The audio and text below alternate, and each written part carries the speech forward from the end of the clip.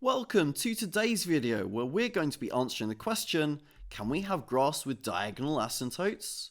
But wait, I'm going to save you from the pain of clickbait and tell you the answer is yes, we can. And in fact, they have an official name. Instead of calling them diagonal asymptotes, we call them oblique asymptotes. So that's what this video today is going to be focused on. However, because this is a topic that has a bit of a strange place in the English education system, where it's on the syllabus for some of the further maths A-level exam boards, but not for others, and that's been the case for many years now, and then also because it's on some of the university admissions tests, I'm also going to decide to include some extra stuff in this video that goes beyond just oblique asymptotes, so hopefully everybody has something interesting to look at in this video. So do stay tuned and watch on. To kick things off though, we should probably go back and take a look at what you should already know from Maths A-level. That is that some graphs have vertical asymptotes, and some graphs have horizontal asymptotes, and some have both. For instance, the classic graph y equals 1 over x, which if we take a look at the graph of, you realise does have both vertical asymptotes and a horizontal asymptote too. To think about why it's got a vertical asymptote, well, a strategy a lot of people use to help us find where a vertical asymptote is occurring is to think about where a graph might have a discontinuity or a domain boundary. Basically, values of x that you can't plug in to the graph. That's, for instance, why a lot of people remember that the graph of y equals 1 over x has a vertical asymptote at x equals 0. It's because if you plug x equals 0 into y equals 1 over x, you'll be trying to do 1 divided by 0, which is undefined. However, you do have to be careful. This is only a trick that sometimes works for finding vertical asymptotes. For instance, if you're looking at y equals 4 lots of sine x over x, you'll plug into the calculator x equals 0 and find that there is a discontinuity at x equals 0. There is no y value at that point. However, when you then take a look at the graph, interestingly, there is no vertical asymptote at x equals 0. Although there is a single point at x equals 0 where the graph doesn't exist, because that's just an infinitely small part of the graph, it looks like it's one continuous line, even though it isn't. So we have to be careful and don't just view discontinuities as the cause for vertical asymptotes. Technically, what you're looking for is not only for there to be a discontinuity or domain boundary, but also you're looking for, as you approach that value that causes a discontinuity or domain boundary, you're looking for the y value to either be approaching positive infinity or to be approaching negative infinity. In other words, to be going up forever at that point or be going down forever at that point. So, therefore, it's these two conditions together that confirm a vertical asymptote. You could more officially define this using limits, and that's just a way of poshly writing in mathematical notation what I verbally explained to you just then. The limit as x tends to a needs to be approaching either positive infinity or negative infinity if you're going to be having a vertical asymptote at the value x equals a. And technically, because you can then end up with a different value for that limit depending if you're approaching from the left or right, we can alternatively use even more posh notation to indicate whether we're calculating the limit approaching from the left or the right, using a plus or a minus. And then for horizontal asymptotes, well, you might notice before that I did indicate graphically the asymptote in a slightly different way for the horizontal one, because horizontal ones don't really care at all what's happening in the middle of the graph. They only specifically care about what's happening at the ends. So, therefore, you then just have to make x approach really big values of positive infinity or make x approach really negative values of negative infinity and see what happens to the y value as you approach that. So for instance, if we look at y equals 1 over x and specifically look at the right hand side of that, well, if you make x become bigger and bigger values, then the y values will become fractions with increasing denominators. And the thing is, if you repeatedly, continually make the denominator of a fraction bigger and bigger forever while fixing the numerator in place, eventually the fraction's value is going to become increasingly smaller and smaller until it's approaching just 0, which is why y equals 1 over x has a horizontal asymptote at y equals 0. Okay, you can officially define that again using limit notation, and that is just as follows. If the limit as x tends to infinity of a function is k, or as the limit as x tends to negative infinity of f of x is equal to k, then you have a horizontal asymptote at y equals k. You're then sometimes required to apply your knowledge to then discover where the vertical and horizontal asymptotes are for equations that look like this. The way you do it is you just use algebra division to help you split up the fraction. For instance, this would become y equals 3 plus 17 over x minus 5. You're then able to use graph transformations to help you decide what this graph would look like, because this is just a transformed version of y equals 1 over x. Because the denominator has gone from x to x minus 5, that means there's been a translation of 5, 0, so the vertical asymptote is now at x equals 5. There's been a stretch scale factor 17 parallel to the y-axis, which hasn't really had any effect on the asymptotes. And then lastly, there's been a translation of 0, 3, which has moved the entire graph up by 3 units. That's not the official terminology though, of course, and therefore the horizontal asymptote is at y equals 3. But ultimately, this is where Maths A-level leaves us. So therefore, I must warn you, yes, you don't need to know anything from this moment onwards for the Maths A-level, and for further Maths A-level is a bit more of a grey area. It depends on what exam board you do. For instance, if you do the edXL exam board, which is the one I teach, you don't need to know this for the further Maths A-level, but if you do one of the other exam boards, such as AQA for instance, you might need to know some of this knowledge, so do pay attention to what your teacher told you. Therefore, let's continue on and point out that yes, we are now trying to discover graphs that have oblique asymptotes. That's the posh name for what you could call a diagonal asymptote, and therefore it's an asymptote that isn't vertical and isn't horizontal. But therefore, how are we going to find where oblique asymptotes are? Well, good news, we can use a similar logic to that which we use to find horizontal asymptotes.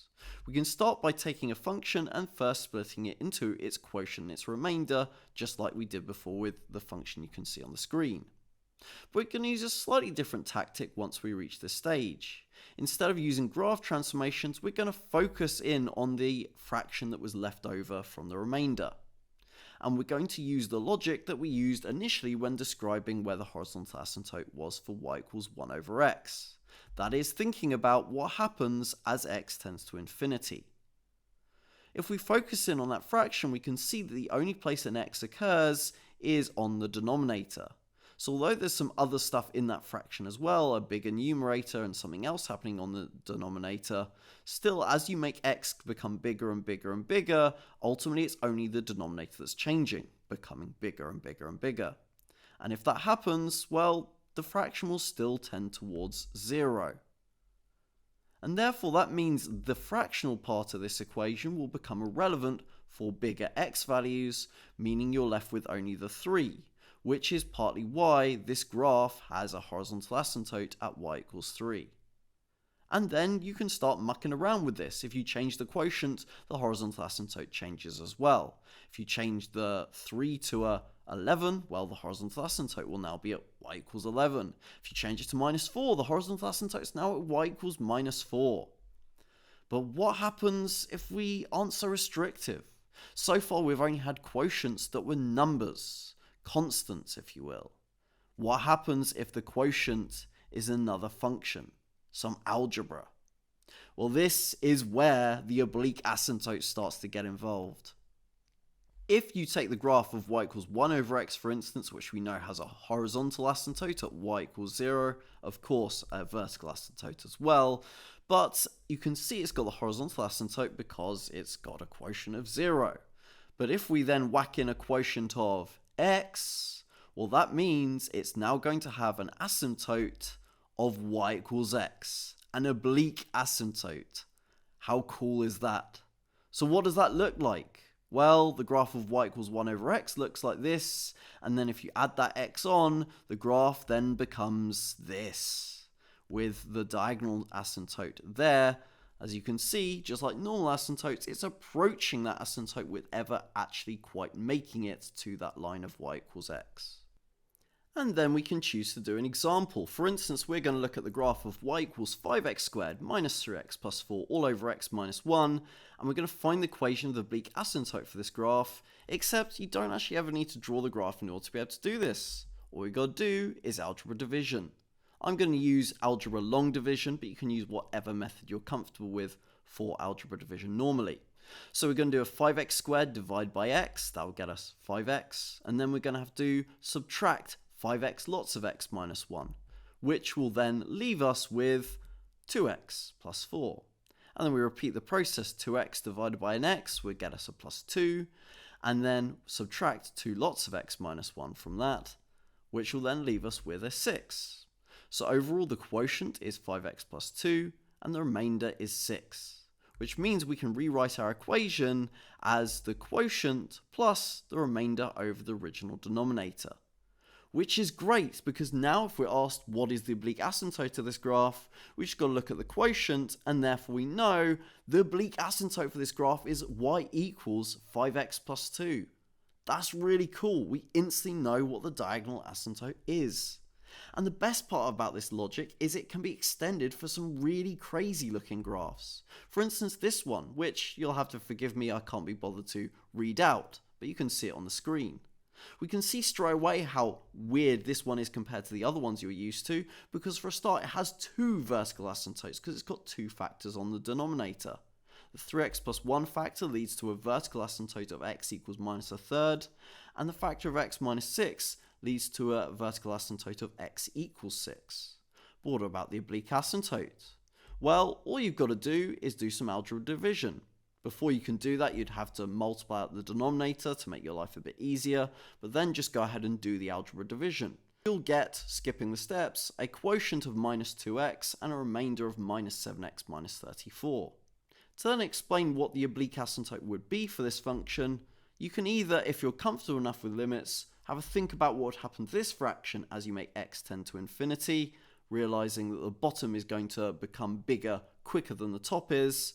Or you could choose, if you're a maths A-level student, to split that fraction up into partial fractions to have a more intuitive explanation about why overall that big fraction on the end becomes 0 as x tends to infinity, because the individual partial fractions would individually tend towards 0 as x tends to infinity.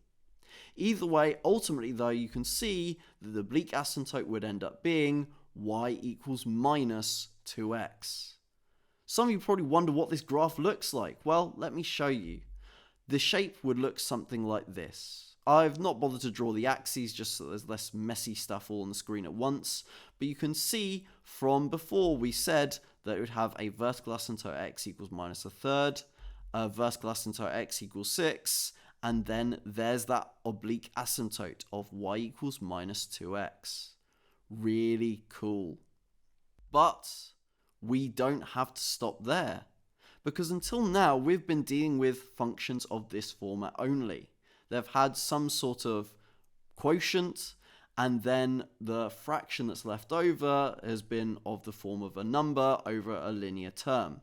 In reality though, these are not the only types of graphs that have oblique asymptotes. Ultimately, any equation that's of the form of a function plus another function, where that second function is going to tend towards 0 if you approach infinity or negative infinity, will have an oblique asymptote of the first function. But until now, that function that we've had out the front, the one that's led to the oblique asymptote, has always been a linear factor. So is there a reason for that? Well, no. We can extend that and go further. Instead of just having a linear term, what happens if that f of x is an x squared? What happens if it's a 2x to the power of 5? What happens if it's something really crazy like an exponential, 6e to the power of 3x, for instance? What happens then? Well, this leads to what we call a curvilinear asymptote. Ooh, what's that? Well, it's just an asymptote that's a curve. So let's take a look at an example of that as well. We've got another rational function that this time we want to find the equation of the curvilinear asymptote for. All we got to do is the same as what we did before. Basically do a bit of algebra division to split it into its quotient and remainder, Admittedly, this time, the remainder fraction is one that can simplify because you can divide the top and bottom by 2. But either way, ultimately it's just a case of looking at that remainder fraction, deciding what's going to happen to it as x tends to infinity, which is, as usual, 0. And then that leaves us with just the quotient telling us what the asymptote is. So that leads us to the conclusion that the curvilinear asymptote of this graph would be y equals a half x squared. Cool, but you're probably wondering what that looks like as a graph. So let's take a look. Again, I haven't bothered to draw the axes just to make it look a bit less messy, but something you could do is you could factorize the denominator of the equation to tell us that it's got a vertical asymptote at x equals 1 and another vertical asymptote at x equals 2, and then from before we already know it's got a curvilinear asymptote of y equals a half x squared, and therefore you can see that having an effect on the shape of the curve. This is really cool stuff, and ultimately I'd really recommend going on some graphing software and playing about with equations that will have curvilinear asymptotes. You can end up with some really cool shapes, and it's really fun to see all the things you can get. But wait, there's more. Because until now, all the sort of equations we've been looking at have been what you could describe as rational functions, whenever we've been trying to look at graphs that have curvilinear or oblique asymptotes. But in the same way that if we're looking at graphs that have vertical asymptotes, y equals 1 over x, y equals 1 over x squared are two examples of graphs that have vertical asymptotes. It's not just rational functions that have vertical asymptotes. It's also more interesting graphs like y equals tan of x and y equals ln of x. And in a similar regard, therefore, it's not just graphs of this format that have oblique or curvilinear asymptotes. So, therefore, let's take a look at some other examples. For instance, if you're a further maths student, you will come across a curve of this format. It's called a hyperbola. To give ourselves a nice simple example, we're going to look at the case where a is equal to 1 and b is equal to 1. Those are just parameters that affect certain characteristics of the curve. Now, at the moment, you're looking at this going, well, of course, that's of a different format of the ones we were looking at before because it's got a y squared, so it's difficult to compare and see why it's different to the other ones we were dealing with before. We could then rearrange it to make it y equals. Admittedly, I have had to use a square root in order to make that happen, to get rid of the y squared, and in doing so, I have not bothered to put a plus minus in front. And if you look at the graph, that means we've gone from the graph looking like this for the full thing with the original y squared in to effectively cutting out the bottom half when we convert it to just the square root. That isn't really too much of a problem though for the purposes of what we're doing here, because it's still going to have a oblique asymptote of y equals x and another oblique asymptote of y equals minus x either way. But why do these graphs have oblique asymptotes? Because looking at the equation, it's difficult to see where that x has come from. So I've got a little trick to help partly explain why that is. What you can do is you can look at what's inside the square root and you can choose to factorize x squared out. Now normally that's a bit dodgy because only one of those two terms has an x squared in it originally, and therefore that's not proper factorizing. You can only factorize out stuff that is already there. But for the purposes of this, it's often useful, particularly when you're dealing with limits to do with infinity, to do this trick. We can then apply index laws to apply the square root to the two individual factors there. And then, of course, if we're square rooting x squared, well, you're just going to be left with, quite simply, x. Lots of the square root of 1 minus 1 over x squared. This is interesting because then we can look at what's happening inside the square root as x tends to infinity. As x tends to infinity, 1 over x squared would tend to 0, and therefore 1 minus 1 over x squared would tend to 1. But then the square root of that would tend to the square root of 1, and the square root of 1 is just 1. So as x tends to infinity, what's happening to this overall equation is all the stuff inside the square root is tending to 1, meaning that over time we end up with something that's tending to effectively one lot of x. Hence, it's got an asymptote of y equals x. But what about the other oblique asymptote of y equals minus x? Well, there are some arguments and logic you can use along the lines of dealing with what happens as x tends to negative infinity with our square root function. That's a bit more tricky though, so the easier way admittedly would be to go back to that original equation for the hyperbola that we had, and instead of just keeping it as y equals the square root of x squared minus 1, realizing we should have put the plus minus in front, and then specifically for finding the y equals minus x asymptote, dealing with specifically the negative version of the square root, and then applying a very similar logic that we were using before. Cool, so we could look at an example of that as well. Let's say we got y equals the square root of 9x squared minus 5. Well, again, we can just factorize out the biggest term there, the 9x squared, then do the square root of both things, and then realize the square root of 9x squared is just 3x. Although it looks more complicated inside the square root, a similar logic as before will apply.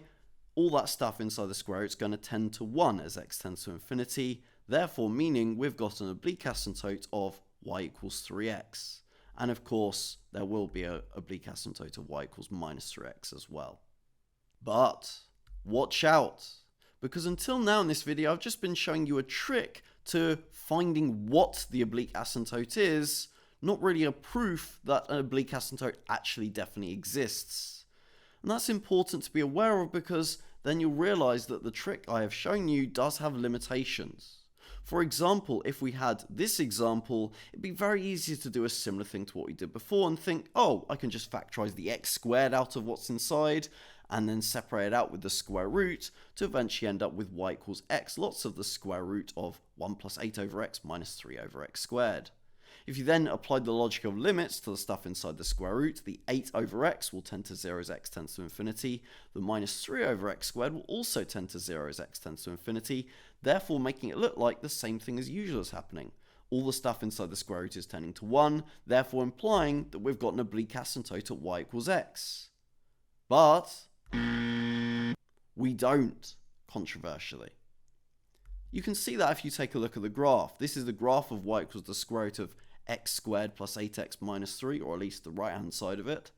And you can see quite clearly if we then draw y equals x, that it's definitely not an oblique asymptote for this graph.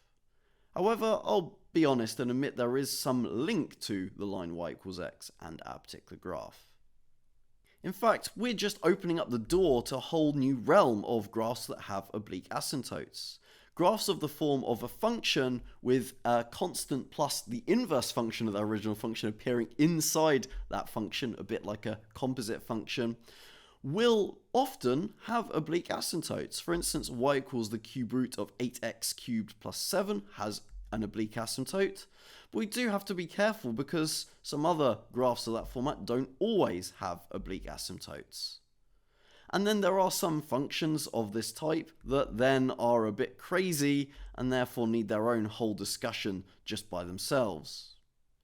And I'll be honest, we're just scratching the surface with this stuff. I think, to be honest, it deserves its own whole video by itself. So I'll tell you what, please do leave a comment and like the video and show support if you'd be interested in me doing a video showing on how you discover whether or not those other types of graphs would have oblique asymptotes, how to find those oblique asymptotes, as well as a general proof of knowing whether or not a graph will have an oblique asymptote. As usual, we are going to have a Can We Do That Some More video where we have a go at practicing finding curvilinear and oblique asymptotes for graphs. And I recommend, as usual, you check out some of my other series and other videos. I've got loads of videos on the channel exploring maths some more. I hope you enjoy. See you in a future video.